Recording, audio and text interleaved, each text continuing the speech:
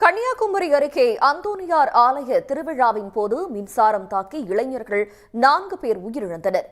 பலியானோரின் குடும்பங்களுக்கு இரங்கல் தெரிவித்திருக்கும் முதலமைச்சர் மு.க.ஸ்டாலின் தலா 5 லட்சம் ரூபாய் நிவாரணம் வழங்க உத்தரவிட்டிருக்கிறார். 7வது ஆஸ்கர் விருதுகள் வழங்கும் விழா நாளை அமெரிக்காவில் லாஸ் ஏஞ்சல்ஸ் நகரத்தில் நடைபெறுகிறது.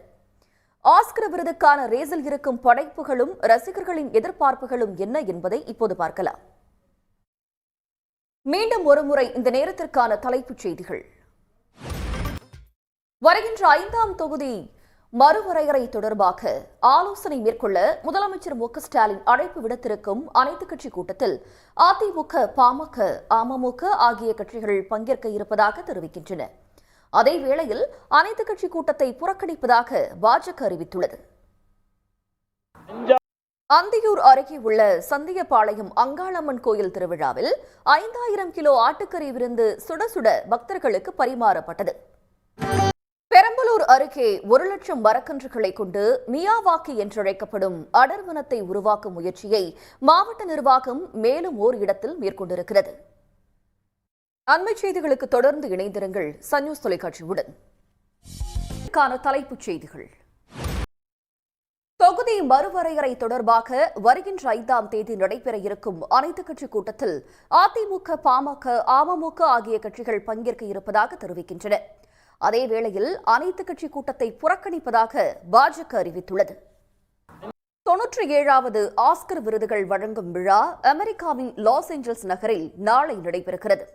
ஆஸ்கர் விருதுக்கான ரேஸில் இருக்கும் படைப்புகளும் ரசிகர்களின் எதிர்பார்ப்புகளும் என்ன என்பதை இப்போது பார்க்கலாம்.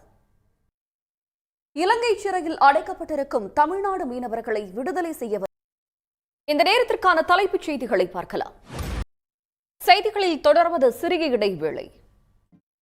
பாலியல் வழக்கில் சிக்கியிருக்கும் நாம் தமிழர் கட்சி ஒருங்கிணைப்பாளர் சீமான் பொதுவெளியில் பேசி வரும் கண்ணிய குறைவான பேச்சுகளுக்கு கண்டனம் வலுத்து வருகிறது. தன்னை பற்றி நாம் தமிழர் கட்சி ஒருங்கிணைப்பாளர் சீமான் அநாகரிகமாக பேசியதாக நடிகை விஜயலட்சுமி சாடியுள்ளார்.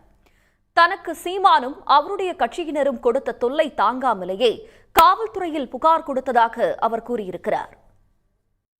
செய்திகளில் தொடர்வது சிறிய இடைவேளை. பிரிட்டனில் இசை கலைஞர்களை கௌரவிக்கும் வருடாந்திர பிரிட் விருதுகள் விழா கான்பூரை கனவுலகிற்கு இட்டுச் சென்றதாக பிரமிப்பாக நடைபெற்றது. இனி முக்கிய நிகழ்வுகளை ஒரு நிமிட செய்திகளாக காண்போம். செய்திகளில் தொடர்வது சிறிய இடைவேளை.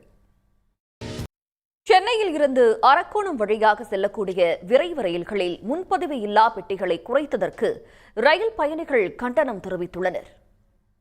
அண்மைச் செய்திகளுக்கு தொடர்ந்து இணைந்திருங்கள் சன் நியூஸ் தொலைக்காட்சியுடன்.